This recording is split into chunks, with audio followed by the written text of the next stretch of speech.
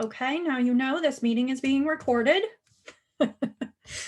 So, hi, welcome to Office Hours with Stitchcraft Marketing. My name is Laura Cameron. I am Director of Operations at Stitchcraft Marketing. I am joined by my colleagues, Leanne Presley, who is our founder and CEO. And I'm also joined by Flossie Arend, who is another of our account managers. And we started these office hours during the pandemic just as a little bit of a way for us to give back to you. As I said, normally what we do is we spend about 10 to 20 minutes in a short presentation of a topic that we hope is of interest to you. Sometimes we pick them, sometimes they get suggested to us. And then at the end, we open the floor for discussion. You are welcome to ask us questions about the presentation or not about the presentation. This is basically your time. It's a free way for you to ask questions and get a little bit of expertise from us. So we'll jump right in. Today's presentation is a little bit about running a make-along. And one of the reasons we decided to tackle this topic today is because we just finished running a big make-along for a client. And of course, we always find that there are some lessons learned and some tips and tricks that we can share with you. So the first question is, what is a make-along? The reason I referred to this as I'm trying to get my, let's see.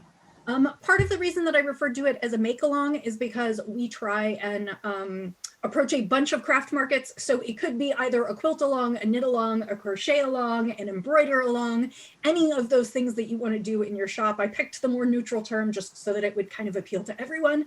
Basically, it's when a group gets together and makes a project. The key is that everyone can gather together. You can share knowledge, you can ask questions, you can show off your progress, you can work through new techniques together. It's just a community experience. And while we definitely had these in the sort of before times, we've also definitely seen an uptick in virtual craft alongs and ways to share things together, because it is one of the ways we could gather as a community without actually gathering in person. So that's why we've seen a lot of these pop up, but we think they're great ways to get people together, get them in your stores, get them buying your patterns, those kinds of things. So the first topic when thinking about a make-along is what you're actually going to make. And so there are a bunch of different ways that you can sort of tackle this. The first is you can commission your own pattern. Now, the pros to this is that you're going to come up with something that's exclusive to your shop. It's not, you can ask that it never have been released elsewhere, so it's brand new, which is exciting. It makes it easy for you to put together kits in different colorways or with different kinds of materials for the project. You could also build it as a mystery along, which is you release a series of clues as you work through the project together. For instance, we just worked with Brown Sheep on a knit along. It was a shawl, and we released a clue for the shawl every week for 4 weeks until we got to the finish. The cons of commissioning your own pattern is it can be a little bit more expensive because you should expect to pay a designer for that commissioned design, because they're not, even though they may be selling it afterwards, they may or may not be selling it in your shop. So you should expect to pay a fee to keep that exclusive. Making it a mystery also takes a lot of ongoing work. You got to send out the clues each week. You got to answer everybody's questions. You got to make sure everything looks good. There's a lot more prep work in advance for sort of publishing a pattern and distributing clues. You could pick a newly released pattern. The pros are you get to make something new and trendy and you can put together kits for it. The cons are, will everyone want to craft the same pattern? Does everyone want to make the exact same sweater or the exact same shawl or the exact same pair of socks? Or, sorry, I'm referring only to knitting, the exact same quilt or table runner or whatnot. So, you know, it's a little bit less cost for you, a little bit less prep for you, but maybe you might have slightly less participation because you're all working on only one specific pattern. The third way to go is to pick a designer or a type of pattern. So say, for instance, you want to make a quilt with Tula Pink fabrics. So everybody has to use Tula Pink fabrics and they have to make a quilt, but they don't necessarily all have to make the same pattern. Or you might have a shawl along where everybody knits a shawl, but they don't have to knit the same shawl pattern. So some people can make triangles, some people can make rectangles. The pros here is I think it is, I like to refer to it as maximally participative, meaning you get a lot of people because everybody can pick their own project and their own materials. And so that makes it feel like they can make exactly what they want rather than making what somebody else is selecting as the project. The cons is that it's hard to put together kits, because if you say shawl yarns, then you've got like all the different shawl patterns and all the different color combos. So if you're looking to sell like specific kits for a project, it's a little bit harder. Again, the effort is a little bit on the less side because everybody finds their own pattern and comes to it. You may find it a little bit difficult because people may ask you questions about a wide variety of patterns and techniques. So, you know, there are pros and cons to each option, but these are kind of the options that you can keep in mind as you're picking your pattern or your project. So the next step is developing kits or recommended products. If you pick a single pattern, obviously you can put together kits. You can put them together in different colorways. You can put them together with slightly different materials. You can put together like a full project kit, which is the yarns and needles and hooks, or the fabric and thread and other notions. You can offer a variety of different pre-planned kits and allow people to order these, which, you know, gets you some business for the project, gets people ordering supplies, and makes it easy to participate.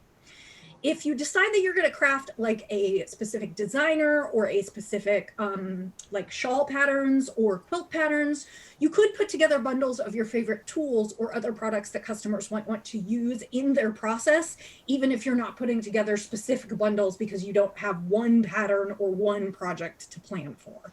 So you can still recommend that if you're knitting a shawl, that they might want to take a look at your blocking wires and your wool wash, because afterwards they're going to want to block their product. You also might recommend, you know, put together a bunch of different fingering weight yarns to show them what they might want to use for their shawls. For fabrics, you could put together fabric groupings where you have like quite a few different patterns in the fabric line so that they could create a, you know, a quilt or a project out of one fabric line. You also could include everything from notions to glue basting to whatever you want to include that would make quilting easier. So one tip is use your make-along to develop additional content. Develop videos or blog posts showing different techniques. Explain how to select colors for your project, how best to select multiple fabrics. You can create a lot of different pieces that would help people with this specific project, but also could be more generic for future. For instance, making your own quilt binding. You could film a short tutorial video or a short blog post showing all the tools that you would use to make your quilt binding or the process that you would use to make it. And that would be a video that you could reference in the future, even though it is kind of specific to this make-along, but it also gives people lots of tips and tricks and ways to participate, and helps them learn techniques, and they can review those videos on their own time. One more tip, we have a lot of B2B clients, meaning we have a lot of yarn manufacturers who sell to retailers but don't sell direct to the public. If you are a B2B, business to business, you could partner with a retailer to offer kits. So for instance, if you're commissioning a shawl pattern and you want people to knit the shawl using your yarns, but you don't sell your yarns direct, you could partner with a few stores to develop kits and then refer people to those stores to purchase the kits. Obviously, that can be a little tricky depending on how many retailers you have and your retailer relationships, but that is an idea to get people purchasing product which affects your bottom line, and promoting some of the retailers that have those products in stock. So, communication. You have to communicate that you're doing this project and how people can contact each other and you, and where they can find all the information. So one of the things that we recommend is that you have some sort of a landing page. This could be an official landing page, like a specific page on your website. It could be a landing page through if you're using an email platform like Constant Contact, or, well, I guess Constant Contact doesn't have one, but I know MailChimp has the ability to create landing pages. This is a page where you can put all the details about when you're starting, when you're finishing, what materials they're going to need, what pattern you picked, where your chat forum is, all of those kinds of things, so that people have one place to look. This could also be a blog post on your blog. So it doesn't have to be, you know, a super dedicated page, but you want a spot to point people to where they can find all the information. I also recommend that you have people sign up with their emails. One of the reasons that this is such a great thing to do is that then you have their emails and you can send them newsletters and information about your products. If you have an email platform and you create a landing page, you can also set it up so that you tag all the people who sign up for this particular make-along with a certain tag so that you can email only them the details of the make-along and keep them kind of as a segmented group in your email list. And then you can email them a confirmation email letting them know that you have, they've signed up, they're part of the knit-along, here are all the details, here's when we start. If you get to send them an email, you can also send them links to the project kits that you're selling or where to find project kits. So they have direct links to find all their materials. And it's a way to communicate with people directly that you're sure is getting to everyone's inboxes. If you're distributing weekly clues, like you're doing a mystery knit along, this is kind of a must because you will find there are people who don't use Ravelry, there are people who don't use Facebook, there are people who don't check your own website, etc. So sending them right to their inbox, each clue each week is super useful. So our tip is when people, if you have an email sign up, send people an introductory email letting them know that they're in and sending them the relevant information. The reason I say this is because if you have them sign up and you don't distribute anything till week 1 of whatever it is you're doing, people are going to email you and ask if they're on the list. And you're going to end up spending your time emailing each individual person back to tell them whether or not they're on the list. So if you send them a confirmation email, they know they're on the list and they know they'll get the information when it comes out. So kicking off the festivities, you've now done all your planning, and I've probably abbreviated some of it, but you've done all your planning, you shipped out all your kits. It is time to start. One fun thing to do is host a launch party. Now, in the before times, these would be in person, but you can certainly do these virtually. The day the craft along starts, you can do this in Zoom, you can do it in a Facebook group, you can do it on, I suppose, a YouTube Live is not as useful because that's more one-way communication. But do it the day the craft along starts so participants can share what colors they picked and can talk about what project they're doing. They can ask questions, they can get excited. You can make it a party. I realize with the pandemic, sometimes we don't offer food and drink these days, but as things get better, you could. You could offer door prizes, or you could offer some swag, tape measures or other notions, a project bag printed with something that has your shop and the make along. The opportunities are sort of endless to create a party fun atmosphere for everyone to participate in. And then post on your social media that the make-along has started. It's never too late to join in. Even if someone joins your make-along on the very last day, they can still purchase the pattern or the project or the kit and continue to look back at some of the things you posted throughout, particularly if you posted blog posts or tutorials on techniques or those kinds of things. It's never too late to participate and get more people into the store. So be sure that you're sharing that you have kicked off on your social media and add those links to landing pages so crafters can find it whenever they happen to see your posts in their feed. Sharing your progress. You should definitely designate a place for people to meet. At least right now, that's not really in person because not everyone can come by the store. And also, if you've been developing your clientele from kind of all over the country or all over the world, people are going to be participating at different times. Whether it's a Facebook group, a Ravelry forum, a Discord server, whether you launch some kind of a private network on your site to handle chatting, give folks a place to share their progress, ask questions, cheer each other on, just a place where the community can gather. You should post weekly updates on your social media, showing your progress on the make-along. You can also ask people who are participating if you can share their photos. If somebody's making an absolutely beautiful version in colors you wouldn't have put together, ask them if you can share that photo on your social media. Give credit to them, of course, but share what people are doing. The more that you can create excitement around your make-along, the more people will join. And even if they join in week 2 or 3, like I said, it's never too late.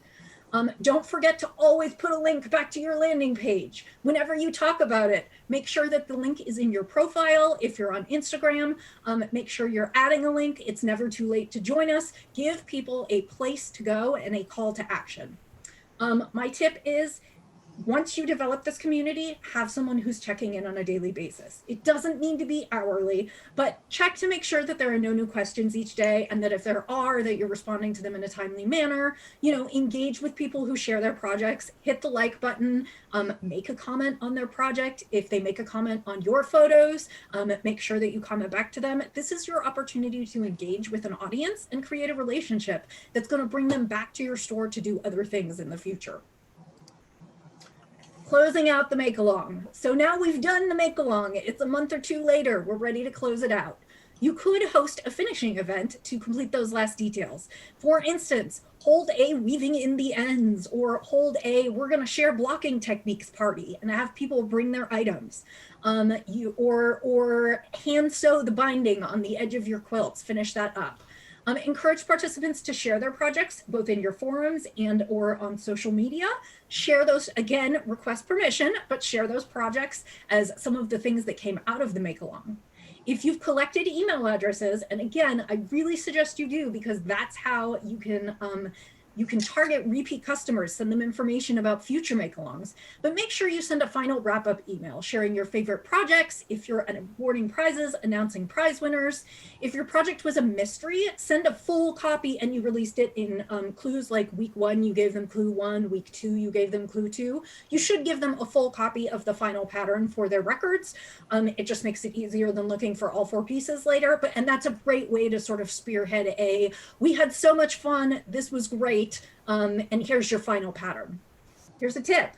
If you're planning a make-along for the next season, like fall or a holiday make-along, tease it. These people were the people who bought into this make-along, and so they are more likely to buy into your next make-along. Give them a sneak peek or a preview, or tell them when you're going to be announcing the next make-along, so that they have an idea of what project they can participate in next.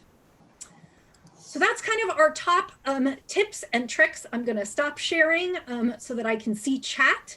And if anyone has questions, you are welcome to start your cameras again. We're still recording, so if you don't want to share yourself, that's fine. If you want to unmute yourself, or you want to ask questions in the chat window, you're welcome to. Again, questions can relate to my presentation, or they can have nothing to do with the presentation. We are here to answer your marketing questions. Thanks, Laura. That was an amazing presentation. Really thorough. Thank you for that. This is Leanne Presley, by the way. Those are on the call. So Laura, one of the things that you mentioned earlier on was to make sure that you're telling people about the make-along, that it's coming up. What's your recommendation as far as frequency, how often, or what channels or where? What kind of a strategy do you recommend for telling people about the make-along? Okay. I would suggest that you put your landing page up and make the initial announcements at least a month or so before you want to actually start the make-along. This is because if you want people to order materials, it gives them time to select materials, purchase, it gives you time to package them and ship them out. So I would say at least 2 to 4 weeks before you're planning to actually start the event, so people know it's coming and they can plan it. At that time, you should also announce if you're going to have a launch party or those kinds of things, so they can mark it on their calendar. You just want to give people a chance to participate.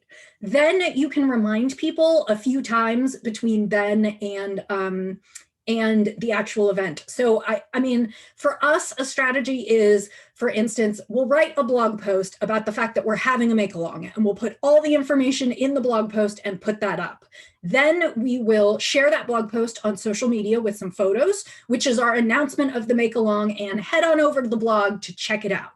If you already have a newsletter list, send out information to your folks on the newsletter as well about the upcoming make-along. And I should say that I guess you could put the blog post up, and you could notify your newsletter subscribers a day or two before you put it up on social media. If you have really limited kits, offer it to your newsletter list first, because those are the people who let you communicate directly with them in their inbox.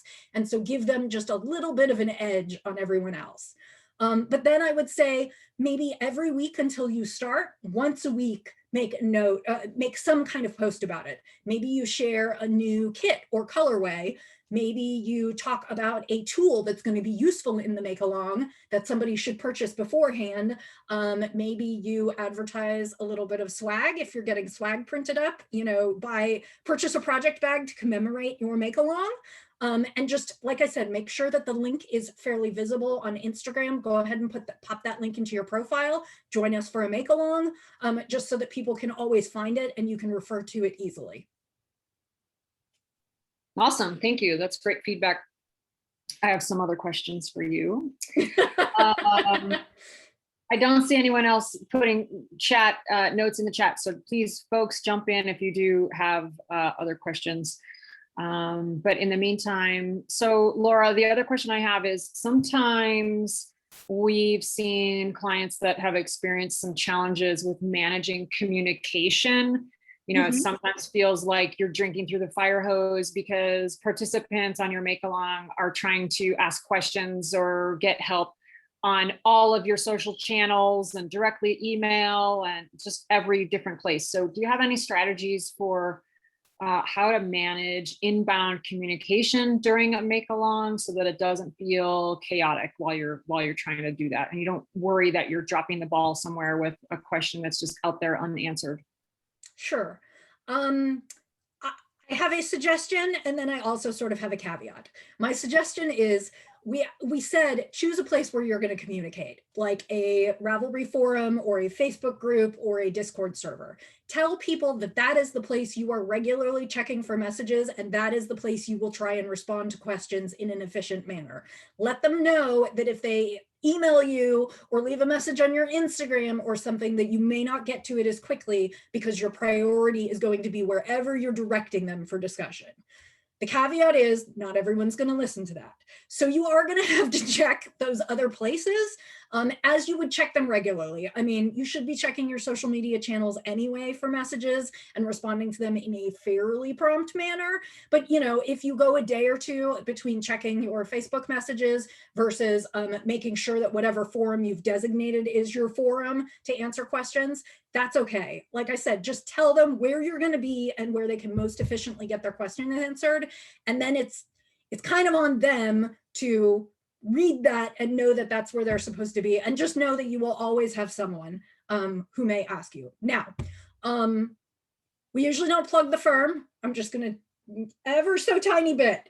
If you want to do a make along and you are concerned that you are going to have trouble managing all the incoming feed from that. For instance, we do some work with someone who sold something like 4,000 patterns for her last Christmas make along and had everyone asking her where to download the pattern, where to get the materials, et cetera, et cetera. Bring someone else in. You could, if you are a multiple person business, designate someone in your shop or designate an admin assistant or someone to answer those questions. However, like I said, brief plug of the firm. If you need help, this is the kind of thing we can help you do. You could hire us on an hourly basis and we could respond to some of your questions if we have all the details of the knit along. And we do this for clients. We just did that in the most recent brown sheep make along. So, it's up to you. It can be overwhelming, but again, designate where it's going to be, make sure you communicate where your primary method of communication will be, and then just make sure you're hitting that consistently. Okay, awesome. We do have a question from one of our participants. Megan at Knit Curious wants to know, how do you recommend finding a store or a yarn brand to partner with for your knit along? And then also she has a follow-up question. Is there a base number of followers that's good to have before attempting a make along? So 2 questions for you there. One on how to find a partner, one on the number of followers. Okay, there's no, okay. Start with people you already have relationships with. If you have a relationship with your local yarn store, ask if they'd be interested in working with you to commission a pattern and put together a knit along. If you have a yarn dyer that you have worked with in the past, say, hey, I was thinking about a knit along project and I wondered if you might be interested, and then you could sell kits or colorways for for this project, because ultimately it's going to benefit both of you to work on a project together. So that would be where I would start. You could certainly approach other yarn brands or other stores and ask if they are interested, show a portfolio of your work and ask if they're interested in commissioning something or working together to supply materials for something that you're already working on. And I guess just use your network. Find out if anyone you know is looking for something. Yarn companies often will provide yarn support for you if you're designing something like that, because they know that you'll be promoting their yarn. So I can tell you right now, if you propose a really nice pattern to Miss Babs and they like it, even if they don't necessarily include it in their collection, they oftentimes will provide yarn support for you, because it means they sell yarn. And then they will also, when your knit along goes live, they'll include you in their marketing efforts, and they've got a mailing list of like 25 or 50,000. So think about what are the brands you might like to work with and approach them and see if they'd be interested. A base number of followers. That one is a little harder because, while we like to look at follower numbers, the question is how many of our followers are engaged and are actually going to spend money and work on a project. So I feel like that's a little bit harder. If you have a newsletter list of subscribers, that's a little bit easier, because you know how many people whose inboxes you're actually getting into and how many people have bought from you before. I would say you have to do a little bit of the math on how much effort are you going to put into this and how many people do you need to participate to make it worth your while. So for instance, if you're putting together a pattern and, let's say you can get a yarn company to sponsor the yarn, but you're going to put $300 or $400 worth of effort into it by the time you write it, knit it, get it tech edited, etc., and you're going to sell it for $5, then you want to do the math and find out how many participants you need, and then think about whether your list is big enough to support that. So, I mean, I don't have a hard and fast rule, because if you're knitting a hat, it's only going to be a few hours of your time, versus if you're knitting a super intricate shawl, you need more people to participate to make it worth your while. You can also do it with an eye towards the future. For instance, if you approach your local yarn store, you may not need a ton of people to participate, but you get your foot in the door there, and then you can advertise that you did a make along with a store. So even though you may not end up with more than 20 participants, you still might be able to say, I did this successful knit along for the store. They sold 20 kits. We had 20 participants who followed us all the way through, and we had a great time. I would love to do it again, and as you partner with other people, you also get access to their marketing network, because they're going to want to sell, if you partner with a yarn dyer, they're going to want to sell the yarn. So they're going to want to promote your knit along. Right. What are your thoughts on having live making sessions weekly during the make along? Yeah. I think it's a great idea. You just have to decide how much time and effort it feasibly makes sense for you to do. If you are doing a project that can be done in 4 to 6 weeks and you want to do a weekly make along session, I think that's great, because it gives people a frequent opportunity to check in. It means if some people miss one session, they can tune into another session, or they can show up at the store on a particular night and work on crafting the project.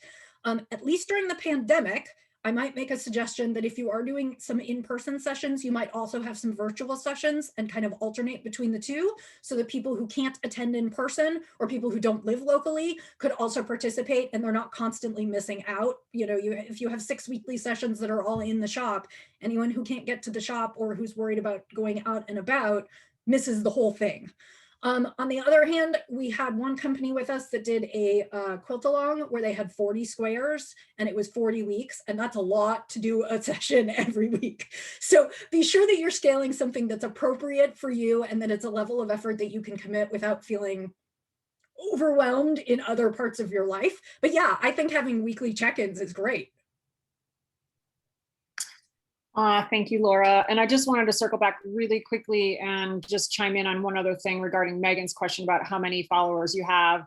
Sometimes we tell clients that, it's not just that raw number, like what Laura mentioned earlier. It's really that engagement of your audience. And I love to reference Kevin Kelly's work on 1,000 True Fans, and I'll put that in the chat, the link to read more about his work. But essentially, idea is that, if you just have 1,000 true fans that are willing to spend money with you and your brand, then you don't need 300,000, you don't need a million, and you could even take that analogy even further and say on your make along, if you only have 10 people and they're all willing to buy your kits and spend money and a lot of money, then that's more important than having 100 people that buy nothing.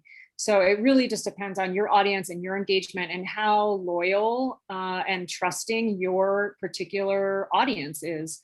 So we're always trying to do the work of building that trust and loyalty of your consumer to you and your brand, so that you don't have to worry about the raw number. You're really thinking more about engagement. So I just wanted to chime in and add that.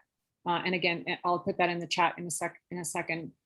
So one last question for you, Laura, and then we'll let everybody go. I see make-alongs sometimes where the host is offering different prizes along the way, or a grand prize, or other sort of material incentives. What's your thought on that? Is that worth doing? And if you recommend that, how does the client come up with what they should offer? How often? What's the frequency? What are your thoughts on little giveaways and freebies? Sure. I just wanted to answer one question in the chat. Oh, Rebecca answered it, so you're good. Yes, these will all upload to our YouTube channel when we're done. So that's why we let everyone know we're recording at the beginning. So yes, those will go up there. And actually, if you send me a DM of your email, I will email you when the episode is live and send you a link. So I think prizes are fun. Now, obviously, depending on, whether you're a store or whether you're an individual pattern designer, you have to decide, what makes reasonable sense in terms of monetary value to offer. So it could be, if you're a pattern designer, you offer prizes of other patterns from your store and just gift people free patterns. If you are a yarn store or a fabric store, maybe you're going to offer a kit to enough yarn to make a sweater, or a kit to make another quilt, or maybe you're just going to offer a gift certificate so that they can come back and purchase something in the future. In terms of along the way participatory prizes, you could do some simple door prizes. You could give away some of your swag. Like I said, if you're getting tape measures or project bags or water bottles or whatever, you could give away a few of those, sort of to keep team spirit up along the way. Or you could give away some of the smaller items that would be used. You could give away a selection of thread, or a set of blocking wires, like things that could be used throughout the project. People do like to participate for a grand prize, so if you want to put that out there, that's great. I believe, I'm trying to think. I think the last one that we did with Brown Sheep, they offered a sweater quantity's worth of yarn to the winner. And so, honestly, it's what comes easiest to you and what you feel is the right value for you. If you're if you're a yarn store and you sell 50 project kits, can you offer the equivalent value of a project kit without losing too much? Yes, I think you can. If you are a designer who sells 15 patterns, are you going to offer a $150 gift card? No, you're just not, because it's not feasible. So, I mean, I do think it's really scalable to whatever works for you. But everybody loves prizes, and everybody loves participating for prizes. And I always joke, everybody loves imaginary internet points. Anyone who runs contests and says, if you knit with this yarn, or everybody loves contests. So I do recommend prizes if it's something that you think you can handle. All right, that's great advice. I do not see any other questions coming in on the chat. So I think we're all set. Thank you, Laura, for that presentation. Do you want to share with everybody what we have in the works for upcoming office hours? I suppose I should do that, huh? That was the one thing that I forgot. Hang on. Okay, our next one is mid-August. Let me look at the calendar. And the calendar on that is, it's going to be Tuesday, August 17th. And the topic for that is, I'm really unprepared and I don't usually do Oh, that. I'm sorry. The topic for that one is top 5 mistakes to avoid while blogging. We are busy putting together a post for you on the basics of blogging, what makes a great blog post, all the specifics of how to execute on that. And then, so that will be a blog post that will go up shortly before our session. And then in our session, we will cover the top 5 mistakes that you want to avoid, so that you can learn through our hard-earned knowledge and potential missteps in the past. Yeah, that seems like a great topic, one that comes up quite often. And as Laura mentioned earlier, if anybody on the call or listening to the video after, you feel like you need a little more guidance on this topic, or you just want to pick our brain about your specific situation, feel free to send us an email. Our website is stitchcraftmarketing.com, and you can go to the contact page and fill that out, and that comes directly to us. Because we're happy to help. I just put my email directly in the chat, so if great. you want Thanks, to, Laura. Or you can reply to the reminder email if you got that. Awesome. So all right, great. Thanks everybody, and thank you, Laura, for a wonderful presentation, and we'll see everybody on the next office hours. Have a good afternoon.